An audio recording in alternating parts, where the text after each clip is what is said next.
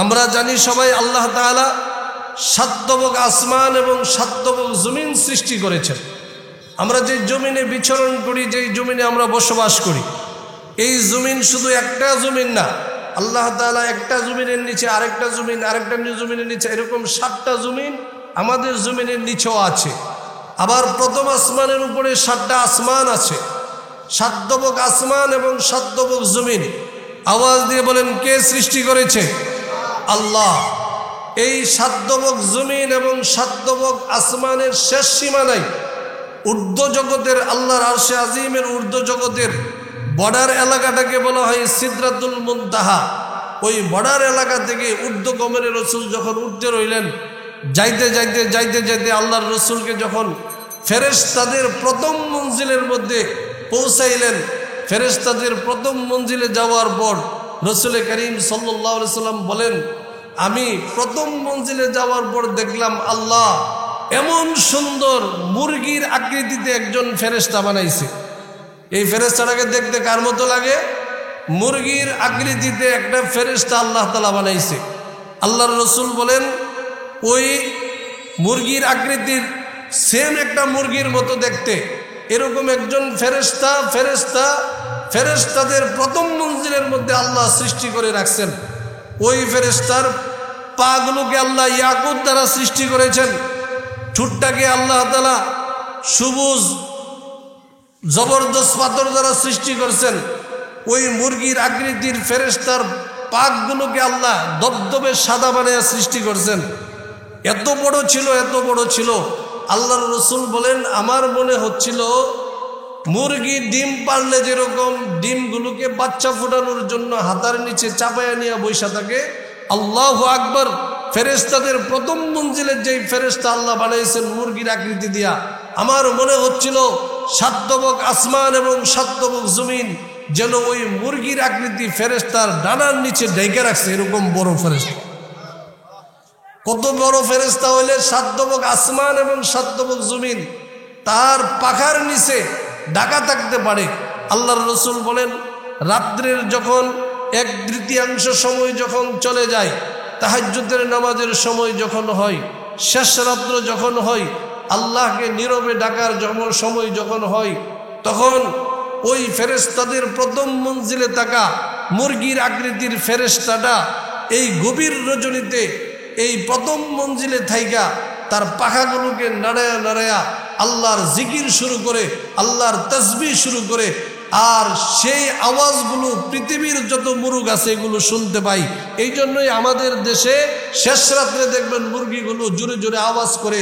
আসলে আওয়াজ করে না, ওই আসমানি মুরগির আকৃতি ফেরেশতার জিকিরের শব্দ তাদের কানের মধ্যে আসার পর দুনিয়ার মুরগিগুলো ওই ফেরেশতা মুরগির সাথে এরকম তালে তালে তালে তালে আল্লাহ তাআলার জিকির করতে থাকে, আওয়াজ দিয়ে বলেন সুবহানাল্লাহ। আমার প্রাণের মায়েরা, আল্লাহর রসুল বলেন, আমাকে যখন ওই ফেরেশতা প্রথম মঞ্জিল থেকে দ্বিতীয় মঞ্জিলে নিয়ে গেলেন, আমি দেখলাম বিশাল বড় এক সিংহাসন। এত বড় সিংহাসন, আল্লাহর রসুল বলেন যেই সিংহাসনটা আনুমানিক পৃথিবীর পূর্ব প্রান্ত থেকে পশ্চিম প্রান্ত পর্যন্ত বিস্তৃত হবে, এত বিশাল একটা সিংহাসন। সেই সিংহাসনের মধ্যে একজন ফেরেশতা বসা রয়েছে, তার হাতের মধ্যে স্বর্ণের একটা তক্তা রয়েছে, বিশাল বড় তক্তা। ওই তক্তার মধ্যে মানুষের নাম সিরিয়াল বাই সেখানে লেখা আছে। ওই ফেরেশতার ডান পাশে একটা গাছ আছে। ওই ফেরেশতার ডান পাশে কি আছে? একটা গাছ আছে। গাছের প্রতিটা পাতায় পাতায় মানুষের নাম লেখা। আল্লাহ রসুল সাল্লাল্লাহু আলাইহি সাল্লাম দেখলেন, তিনি অত্যন্ত মনোযোগের সাথে এই হাতের স্বর্ণের তক্তার দিকে তাকায় তাকায় কি যেন তিনি ফিকির করতেছেন। নবী যখন আগমন করলেন, জিবরাইল আলাইহিস সালাম সাথে গেলেন, আল্লাহর রসুল তাকে সালাম দিলেন। তিনি তার কাজের ব্যস্ততার কারণে আল্লাহর রসুলের দিকে তাকান নাই, নবীর দিকে তাকাই নাই, সে তার কাজের দিকে ব্যস্ত। তখন জিবরাইল আলাইহিস সালাম বলতেছেন, হে আজরাইল, তুমি কি জানো তোমাকে কে সালাম দিয়েছে? উনি বললেন, না আমি জানি না। তখন জিবরাইল আলাইহিস সালাম ওই নূরের ফেরেশতা বললেন যে উনি হলো বিশ্বনবী মুহাম্মদুর রাসূলুল্লাহ সাল্লাল্লাহু আলাইহি ওয়াসাল্লাম, যেই নবী সমস্ত নবীদের সর্দার, যেই নবী সমস্ত মখলুকাতের সর্দার, যেই নবীকে আল্লাহ দুনিয়ার সবচাইতে বেশি ভালোবাসেন, যেই নবীকে আল্লাহ হাবিবুল্লাহ বানিয়েছেন, যেই নবীকে আল্লাহ খলিলুল্লাহ বানিয়েছেন, ওই নবী বিশ্ব নবী আপনাকে সালাম দিয়েছে।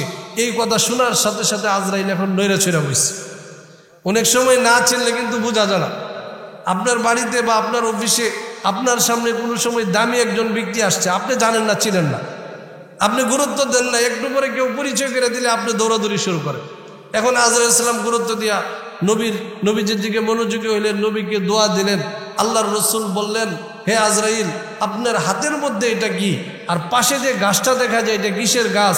আজরাইল সালাম বললেন, ইয়া রাসূলুল্লাহ, আমার হাতের মধ্যে স্বর্ণের যে তক্তা দেখতেছেন, এটার মধ্যে পৃথিবীর প্রতিটা মানুষের নাম, তার বাবার নাম স্পষ্ট ভাবে লেখা আছে।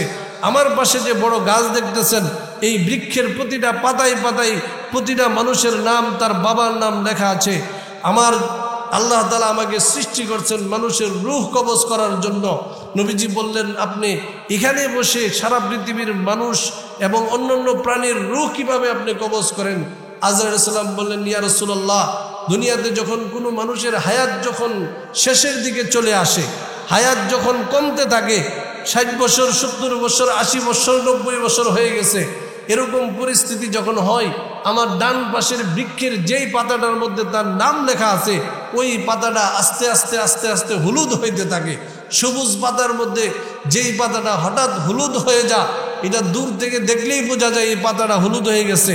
এই হলুদ পাতা যখন হয়ে যায়, তখনই আমি বুঝতে পারি যে এই লোকের মরণের সময় হয়ে গেছে, তার হায়াত কমে গেছে। যখন তার মৃত্যুর সময় একবারে ঘনিয়ে আসে, এই পাতাটা একবারে চিমে শুকিয়ে যায়, তখন আমি ওই পাতার নামটা দেখে আমার তক্তা থেকে তার নামটা বের করে এখানে বসেই আমি সারা পৃথিবীর মানুষের জান কবজ করে থাকি। হযরত সাল্লাল্লাহু বলেন, ইয়া রাসূলুল্লাহ, যার জানটা কবজ করা হয়ে গেছে তার নামটা তক্তা থেকে আমি মুছে ফেলি, তারপরে অপেক্ষায় থাকি আর কোন পাতা পড়ে যাচ্ছে, যেই পাতাটা হলুদ হয়ে যায় আবার এখানে বসে আমি তার জান কবজ করি। আল্লাহর রাসূল সাল্লাল্লাহু আলাইহি ওয়াসাল্লাম বলেন, আজরাইলের সামনে পুরা পৃথিবীটা হলো, আজরাইলের সামনে পুরা পৃথিবীটা হলো একটা হাঁস অথবা মুরগি বা কবুতরের ডিমের সমান।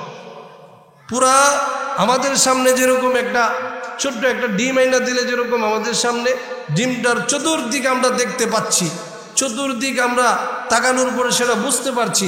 আজরাইল ইসলামকে আল্লাহ এত বিশাল দেহ দিয়ে বানাইছেন, আজরাইল ইসলামের সামনে এই গোটা পৃথিবীটা এরকম ডিমের মতো ছোট্ট, অনেকে বলছেন প্লেটের মতো ছোট্ট। আজরাইল নিজের জায়গাতে বসে তার অধীনস্থ ফেরেশতাদের মাধ্যমে তার রূহ কবজ করে। রাসূল করিম সাল্লাল্লাহু আলাইহি ওয়াসাল্লাম আজরাইলের কাছে নবীর জন্য এবং তার উম্মতের জন্য দোয়া চাইছে।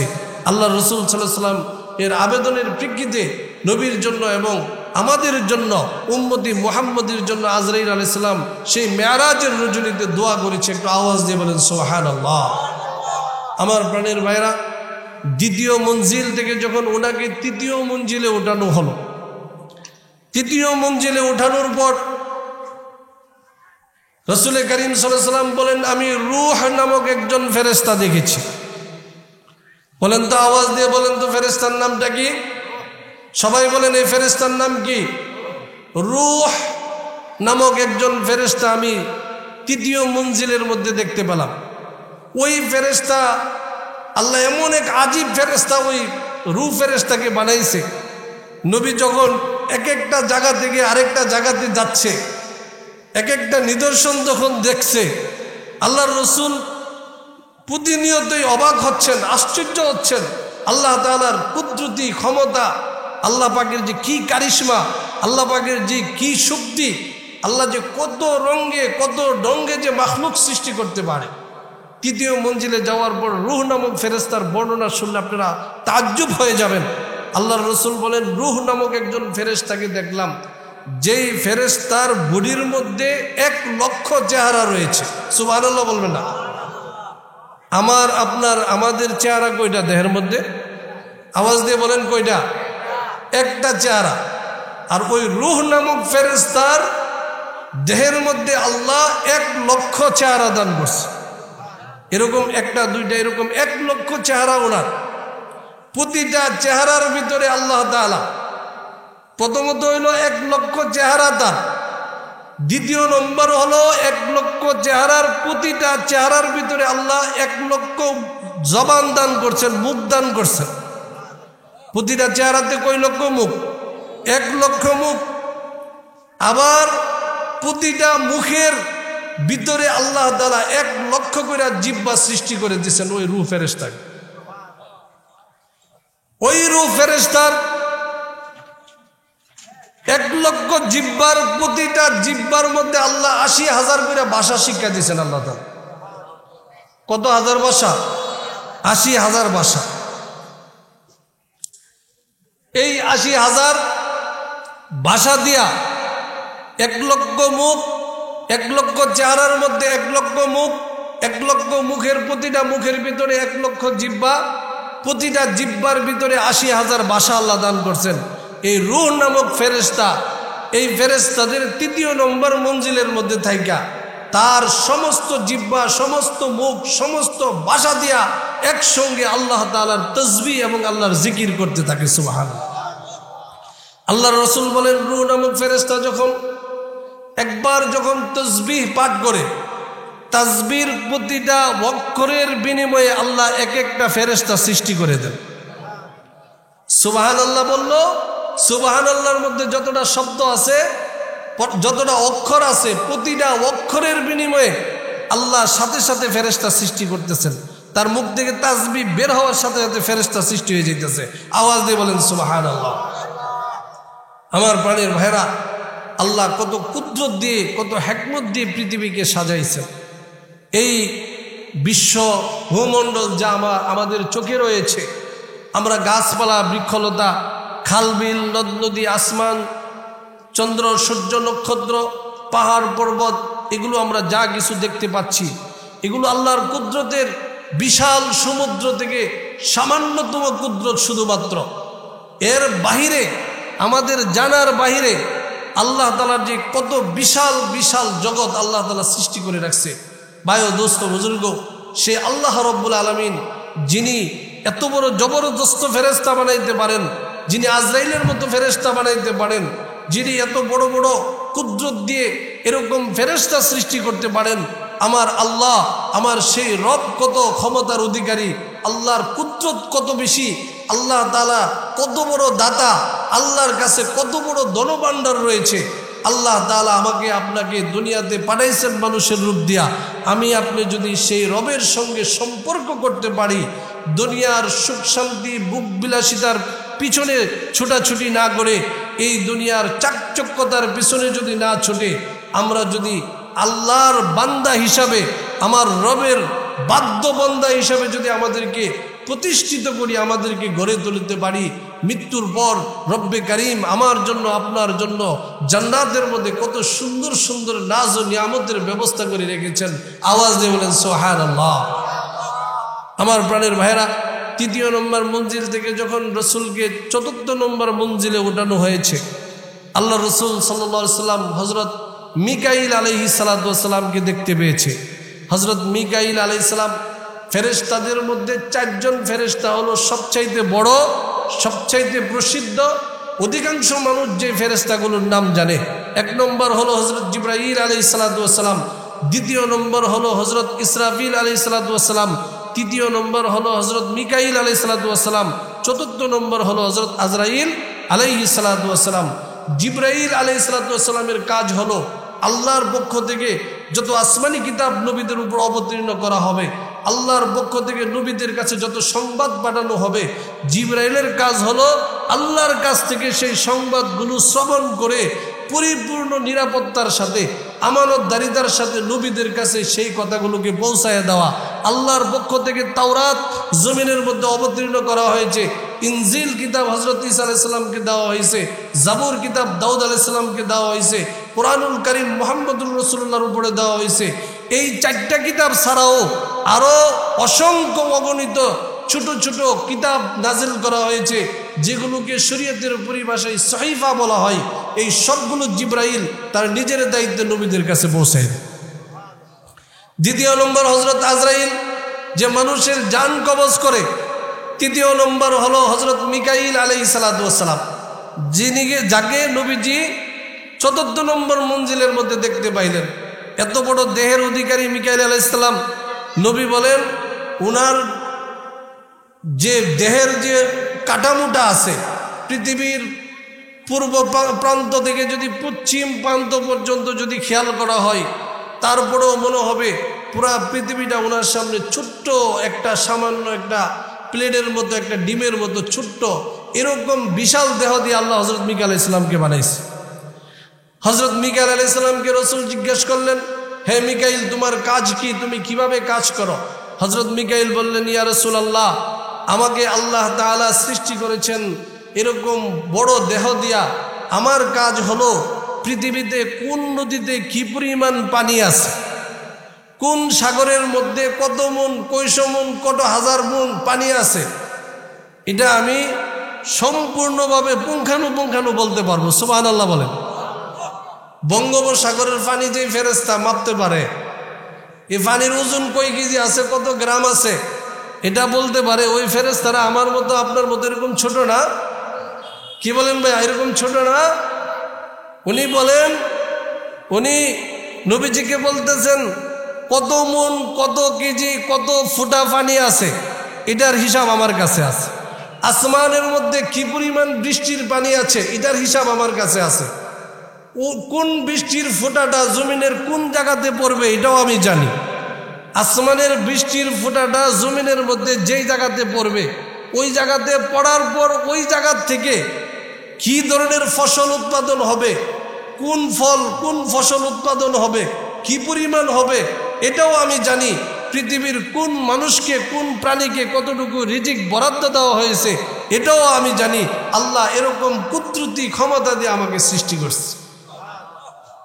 রাসূল করিম সাল্লাল্লাহু আলাইহি ওয়াসাল্লাম অবাক হয়ে গেলেন। কিন্তু হযরত মিকাইল আলাইহিস সালাম বললেন, ইয়া রাসূলুল্লাহ, আমি সমুদ্রের পানির পরিমাণ বলতে পারি, আসমানের বৃষ্টির পরিমাণ বলতে পারি, মাখলুকের রিজিকের পরিমাণ বলতে পারি, কিন্তু আল্লাহর কুদরত সম্পর্কে আমার সামান্যতম কোনো ধারণা নাই। সামান্যতম। আমি আপনাদেরকে জিজ্ঞাসা করতে চাই, যে রব্বে কারীম হযরত মিকাইলের মতো এত বড় বিশাল দেহের ফেরেশতা সৃষ্টি করলেন, যেই ফেরেশতা সমুদ্রের সমস্ত পানির পরিমাণ বলতে পারে, বৃষ্টির পরিমাণ বলতে পারে, কোথায় পড়বে সেটা বলতে পারে, সেখান থেকে কোন ফসল উৎপাদিত হবে সেটা বলতে পারে, সেই ফেরেশতা যে রব্বে কারীম সম্পর্কে অবগত নয়, তার কুদরত সম্পর্কে অবগত নয়, তার পাওয়ারের শেষ পরিণাম কতটুকু এই সম্পর্কে অবগত নয়, সেই মহান আল্লাহ রব্বুল আলামিন কত বড় ক্ষমতার অধিকারী, কত বড় কুদরতের অধিকারী, কত বড় মহান ধনভাণ্ডার সেই রব্বে কারীমের হাতের মধ্যে রয়ে গেছে। এই জন্য মুহতারাম দোস্ত বুজুর্গ, আল্লাহ আমাদেরকে তার বন্ধু বানাইতে চাই, আল্লাহ আমাদেরকে তার বন্দা বানাইতে চাই, আল্লাহ আমাদেরকে তার মাহবুব থেকে মাহবুব তরিন বন্দা বানাইতে চাই। আমি আপনি 60 বছরের, 70 বছরের, 80 বছরের হায়াতকে যদি কাজে লাগাইয়া দুনিয়ার সমস্ত বুকবিলাসিতা ঊর্ধ্বে উঠে, জাগতিক মায়া মমতার ঊর্ধ্বে উঠে রব্বে কারীমের খাস মোহাব্বতের সাথে যদি সম্পৃক্ত হইতে পারি, আল্লাহ যদি আমাকে বন্দা হিসাবে চিনে, আমিও যদি আমার রবকে বন্দা হিসাবে মানি, আল্লাহর বিধান মতে যদি জীবন যাপন করি, আমার আল্লাহ আমাকে আপনাকে জান্নাতের মধ্যে কি পরিমাণ নাজ ও নিয়ামত দিবে, দুনিয়ার কোনো চক্ষু কোনোদিন দেখে নাই, দুনিয়ার কোনো কান কোনোদিন শুনে নাই, দুনিয়ার কোনো অন্তর কোনোদিন কল্পনা করতে পারে নাই। আল্লাহ এমন নাজ ও নিয়ামত, শান্তির জিনিস আমার জন্য, আপনার জন্য জান্নাতের মধ্যে সৃষ্টি করে রাখছে। আওয়াজ দিয়ে বলেন সুবহানাল্লাহ। আমার প্রাণের ভাইয়েরা, 4 নম্বর আসমান থেকে নবীজিকে যখন 4 নম্বর মঞ্জিল থেকে যখন 5ম মঞ্জিলে নেওয়া হলো, আল্লাহর রসুল হজরত ইসরাফিল আলাইহিস সালাতু ওয়াস সালামকে দেখতে পেয়েছে। ইসরাফিল আলাইহিস সালামের নাম আমরা জীবনে শুনেছি ভাই? আওয়াজ দিয়ে বলেন, আমরা কি শুনতে পেয়েছি ইসরাফিল আলাইহিস সালামের নাম? ইসরাফিল আলাইহিস সালাতু ওয়াস সালামের নাম। ইসরাফিল আলাইহিস সালামকে দেখার পরে নবী আরো বেশি আশ্চর্য হয়েছে। ইসরাফিল আলাইহিস সালাম আল্লাহর কাছে দোয়া করছিল যে, আল্লাহ, আপনি আমাকে এত বেশি শক্তিশালী এবং বড় দেহ দিয়ে বানাইবেন, আমার চাইতে যাতে কোনো শক্তিশালী ফেরেশতা যাতে না হয়, সবচেয়ে বড় শক্তিশালী ক্ষমতার পাওয়ার দিয়ে আমাকে আপনি সৃষ্টি করবেন। আল্লাহ তার দোয়া কবুল করছেন, তাকে ওইভাবে বানাইছে।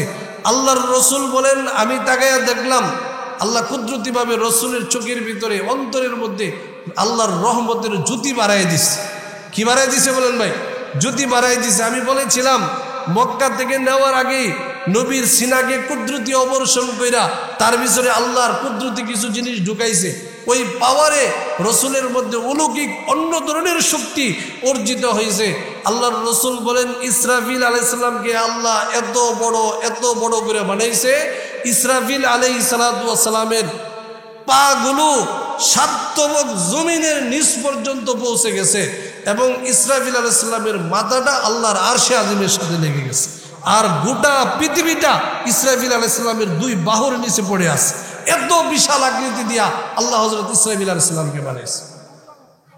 আমার প্রাণের ভাইরা, নবী বলেন আমি তাকায়া দেখলাম ইসরাফিল আলাইহিস সালামের যে তার পাখা আছে, পাখার নিচে মাথার চুল একবারে তার চেহারা ঢেকে পা পর্যন্ত তার পুরা শরীর ঢেকে আছে।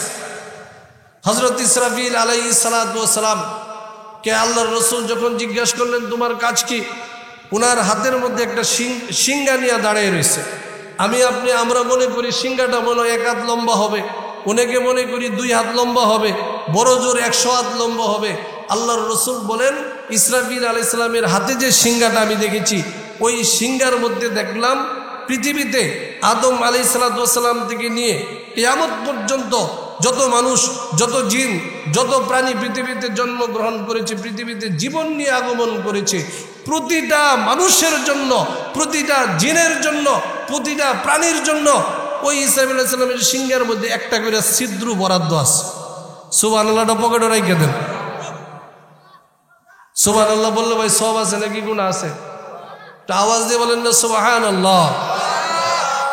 সুবহানাল্লাহ যদি বান্দা বলে, আল্লাহর রাসূল বলছেন মেশকাতের হাদিসের মধ্যে আসছে মিজানের পাল্লার অর্ধেক আল্লাহ নেকি দ্বারা ভরপুর করে দেয়। আমার প্রাণের ভাইয়েরা, প্রতিটা মানুষের জন্য একটা করে ছিদ্র, প্রতিটা জিনের জন্য একটা করে ছিদ্র, প্রতিটা প্রাণীর জন্য একটা করে ছিদ্র। এখন বলেন তো সিংহাটা 2-3 হাত লম্বা হইব নাকি যার কোনো সীমানা হয় না, এত বড় সিংহা। এই সিংহা নিয়ে ইসরাফিল আলাইহিস সালাম দাঁড়ায় রয়েছে। ওনার কোনো নামাজের কোনো দায়িত্ব নাই, রুকুর কোনো দায়িত্ব নাই, সেজদার কোনো দায়িত্ব নাই, তাসবিহ পড়ার কোনো দায়িত্ব নাই, অন্য কোনো কাজ ওনার নাই। ওনাকে আল্লাহ বানাই দিয়ে সিংহাটা দাঁড়ায় রাখছে, দাঁড়া করে রাখছে। ওনার কাজ হলো উনি শুধু সিংহা নিয়ে অপেক্ষা করতে থাকবে আল্লাহ কখন বলবে ইসরাফিল সিংহায় ফু দিয়া দুনিয়া ধ্বংস করে কিয়ামত সংগঠিত করে দাও। একটা হুকুমের আশা নিয়া, একটা হুকুমের অপেক্ষা করে হাজার হাজার লক্ষ লক্ষ বছর পর্যন্ত অপেক্ষা করতেছে। আল্লাহু আকবার, কত বড় ক্ষমতাধর ফেরেশতা। এরপরে আল্লাহর রাসূল বলেন এই ইসরাফিল ফেরেশতা এত শক্তিশালী, যার দেহ পৃথিবীর সমস্ত ফেরেশতা থেকে আল্লাহ রাব্বুল আলামিন শক্তি করে সৃষ্টি করেছেন। ওই ইসরাফিল ফেরেশতাও প্রতিদিন আল্লাহর ভয়ে ভীত সন্ত্রস্ত হয়ে এত পরিমাণ কান্না করে, এত পরিমাণ চোখের পানি উনি চোখ থেকে ফেলে। নবীজি বলেন তার চোখের পানিগুলোকে যদি একত্রিত করে দুনিয়ার মধ্যে ছেড়ে দেওয়া হয়, সারা পৃথিবী ইসরায়েলের চোখের পানিতে বন্যায় পরিণত হয়ে যাবে। এত কান্না করেন প্রতিদিন উনি। ওনার চোখের জল পড়তে পড়তে এই পরিমাণ চোখের পানি জমা হয়েছে। নবীজি বলেন এই জলগুলো যদি একত্রিত করে পৃথিবীর মধ্যে ছেড়ে দেওয়া হয়, গোটা পৃথিবী হযরত নূহ আলাইহিস সালামের যুগে যেরকম ভাবে প্লাবনে বন্যায় যেরকম গোটা পৃথিবী ধ্বংস হয়ে গিয়েছিল, ইসরাফিলের চোখের পানিগুলো যদি ছেড়ে দেওয়া হয়, ইসরাফিলের চোখের পানির কারণে গোটা দুনিয়াটা এরকম পানির নিচে ডুবে যাবে। নবী বলেন শুধু ইসরাফিল কান্দে এতটুকু না, প্রতিদিন কান্না করতে করতে সকাল সন্ধ্যা উনি 3 বার আল্লাহর ভয়ে, জাহান্নামের আগুনের ভয়ে 3 বার উনি বেহুশ হয়ে পড়ে যায়। বেহুশ হয়ে যা, নিজের হুশ থাকে না আল্লাহর ভয়ে। নবী জিজ্ঞাসা করলেন তুমি আল্লাহর কুদরত সম্পর্কে কতটুকু জানো? বলি ইয়া রাসূলুল্লাহ, আল্লাহর কুদরত সম্পর্কে একটা সাগর থেকে সুই দিয়া 1 ফোঁটা পানি উঠাইলে যতটুকু, এতটুকু আমি আল্লাহর কুদরত সম্পর্কে জানি না, এর বাইরে পুরো সাগরে অজানা আমার রয়ে গেছে। আমার প্রাণের ভাইরা, হযরত ইসরাফিল আলাইহিস সালামের সাক্ষাতের পর আল্লাহর রাসূলকে আরেকটা সিংহাসনের মাধ্যমে আল্লাহর রসুলকে নূরের 70,000 পর্দা, এক একটা পর্দা থেকে এক একটা পর্দার দূরত্ব হলো 500 বছরের রাস্তা। একটা নূরের পর্দা, তারপরে আরেকটা নূরের পর্দা, একটা পর্দা থেকে আরেকটা পর্দার দূরত্ব কত বছরের রাস্তা? 500 বছরের রাস্তা।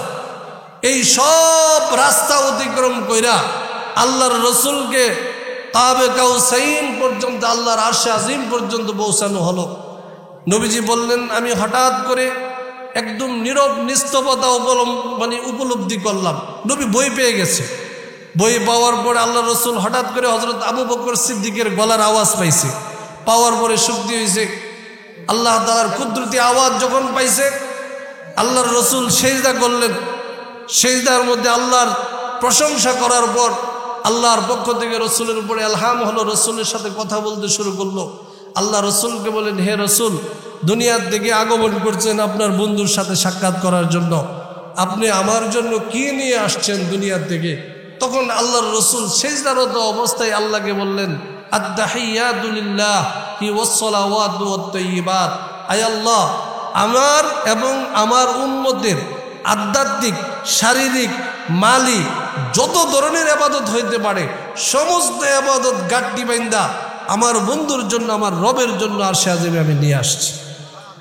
আল্লাহ খুশি হয়ে বলেন, আসসালামু আলাইকা আইয়ুহান নাবিয়্যু ওয়া রাহমাতুল্লাহি ওয়া বারাকাতুহু। হে রসুল, আপনার উপরে শান্তি, রহমত, বরকত বর্ষিত হোক। রসুল বলেন, আল্লাহ আসসালামু আলাইকা মানে তোমার উপরে। আসসালামু আলাইকা মানে কি? তোমার উপরে। আল্লাহ নবীর জন্য রহমত নাজিলের কথা বললেন, নবীর জন্য বরকত নাজিলের কথা বললেন। নবী ওই আরশে আজিমে যাওয়ার পরে উম্মতকে বলে নাই। নবী তখন আল্লাহ এই কথা বলার পরে নবী পাল্টা বললেন, আসসালামু আলাইনা ওয়া আলা ইবাদিল্লাহিস সালিহিন। আয় আল্লাহ, আপনি যে রহমত, বরকত, সালাম আমাকে দিয়েছেন, আমি একা নিব না, আমার সাথে আমার মুমিন উম্মতদেরকে শামিল করে নিলাম। আপনার রহমত, আপনার বরকত, আপনার নাজাত, এগুলো আমি এবং আমার উম্মতের উপরে নাজিল হোক। আওয়াজ দিয়ে বলেন সুবহানাল্লাহ। এই কথাগুলো যখন আরশের ফেরেশতারা শুনলেন, তখন তারা বললেন, আশহাদু আল্লা ইলাহা ইল্লাল্লাহ ওয়া আশহাদু আন্না মুহাম্মাদান আবদুহু ওয়া রাসূলুহু। আমরা সাক্ষী দিচ্ছি আল্লাহ ছাড়া কোনো মাবুদ নাই, মুহাম্মদ সাল্লাল্লাহু আলাইহি ওয়াসাল্লাম আল্লাহ তাআলার বান্দা এবং তার রাসূল। আমার প্রাণের ভাইয়েরা, আরশে আজিমে আল্লাহর সাথে কথোপকথন করার পর নবীজি ফেরার পথে আল্লাহর পক্ষ থেকে এই উম্মতের জন্য 50 ওয়াক্ত নামাজ দেওয়া হয়েছে। আওয়াজ দিয়ে বলেন, কি দেওয়া হয়েছে? 50 ওয়াক্ত নামাজ। রোজার বিধান জিবরাইলের মাধ্যমে দুনিয়াতে নাজিল করা হয়েছে। যাকাতের বিধান জিবরাইলের মধ্যে দুনিয়াতে নাজিল করা হয়েছে। হজের বিধান জিবরাইলের মাধ্যমে দুনিয়াতে নাজিল করা হয়েছে। জিহাদের বিধান জিবরাইলের মাধ্যমে দুনিয়াতে অবতীর্ণ করা হয়েছে। একমাত্র স্পেশালিস্ট ইবাদত হলো নামাজ, যেটা আল্লাহ সরাসরি তার বন্ধুকে আরশে আজিমে নেওয়ার পর আল্লাহ নিজের হাতে রসুলকে সেটা দান করছে। আওয়াজ দিয়ে বলেন সুবহানাল্লাহ। এই নামাজ নিয়ে আসতেছে। মুসা আলাইহিস সালামের সাথে সাক্ষাৎ হওয়ার পর বলল, নামাজ কয়ক্ত দিছে? মুসা আলাইহিস সালাম বলতেছে, আমাদের নবীজিকে 50 ওয়াক্ত দিছে। বলেন তো ভাই, 50 ওয়াক্ত নামাজ দিলে আপনারা পড়তে পারতেননি? মুসা আলাইহিস সালাম তাড়াতাড়ি তাড়াতাড়ি আল্লাহর কাছে দ্রুত দোয়া করেন, আমার উম্মতরে 1-2 ওয়াক্ত দিছেন, 2 পরে নাই বনি ইসরাইল, আর আপনি 50 ওয়াক্ত নামাজের দায়িত্ব লইছেন। পরে নবীজি আল্লাহর কাছে 4 বার দরখাস্ত করার পর 10 বার করে 40 বার কমায় দেওয়া হয়েছে। এরপরে আরো কমান।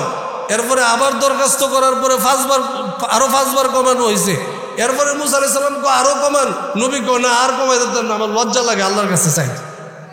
এই 5 ওয়াক্ত নামাজ নিয়ে নবীজি দুনিয়াতে আসছে। বলেন, এই 5 ওয়াক্ত নামাজ কোন বন্ড পীরের আবিষ্কৃত নামাজ?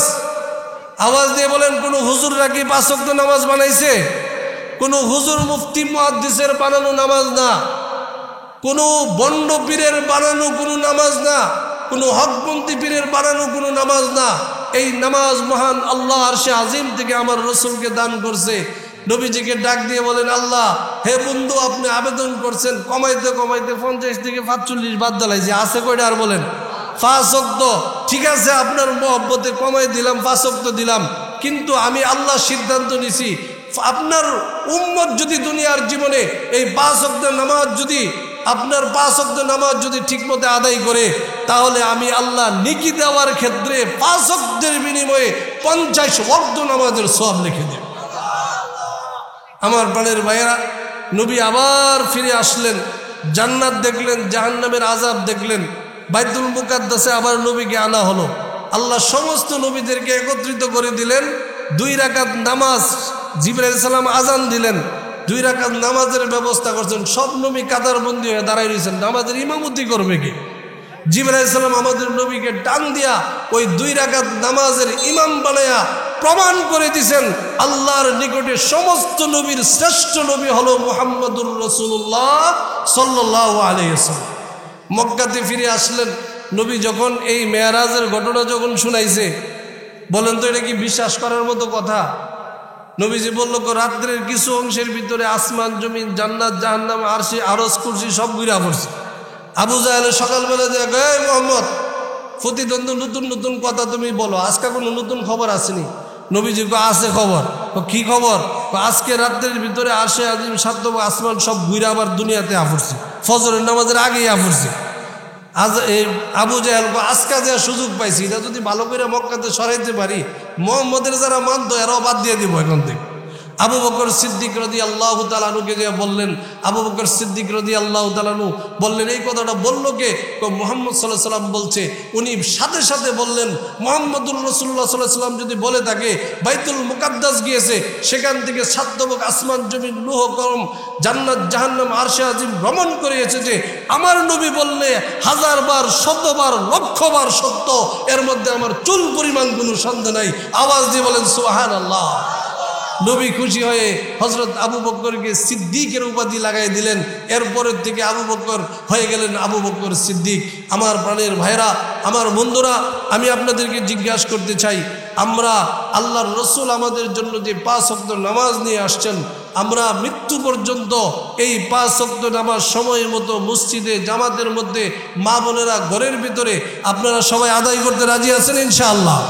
আল্লাহ রব্বুল ইজ্জত আমাদের সকলকে রব্বুল আলামিন মেরাজের চেতনায় উজ্জীবিত হয়ে আমাদের জীবন আছে যতদিন, মৃত্যু পর্যন্ত 5 ওয়াক্ত নামাজ সহ ইসলামের সমস্ত বিধিবিধানকে মান্য করার তৌফিক দান করুক।